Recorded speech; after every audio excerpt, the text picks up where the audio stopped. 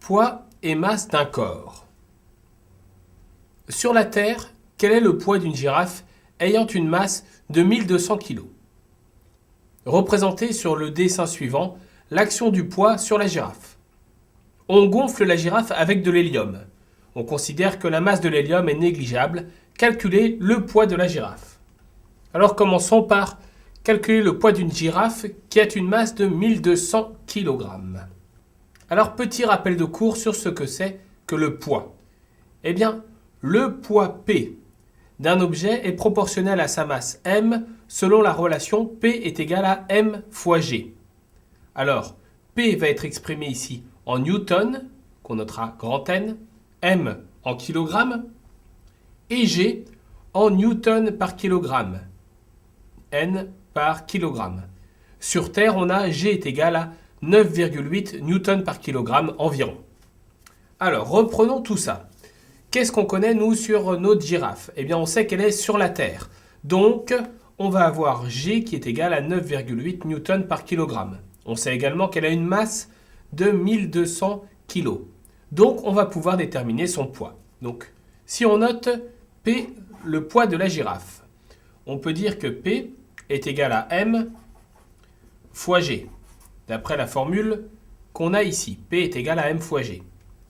Donc, P va être égal, alors la masse en kilos. Eh bien, la masse en kilos, c'est 1200 fois G. Et G, c'est 9,8 puisqu'on est sur la Terre. Donc, on a P est égal à 1200 fois 9,8. Utilisons notre calculatrice. 1200 fois 9,8. 1200 fois 9,8, ça fait 11 760. Donc, P est égal à 11 760. Et l'unité du poids, c'est le newton. Donc, on peut dire que la girafe a un poids P de 11 760 newtons. Représentez sur le dessin suivant l'action du poids sur la girafe. Alors, quand on veut représenter l'action du poids sur un corps, eh bien, il faut d'abord déterminer le centre de gravité de ce corps.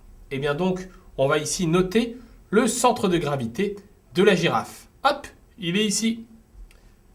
Et donc, à partir de ce centre de gravité-là, on va pouvoir représenter l'action du poids sur la girafe. Alors, qu'est-ce qu'il fait le poids? Eh bien, il tire la girafe vers le bas. Donc, pour représenter l'action du poids sur la girafe, eh bien, on va dessiner une flèche qui part du centre de gravité de la girafe et qui va verticalement, comme ceci, vers le bas. Donc le poids va tirer la girafe vers le bas.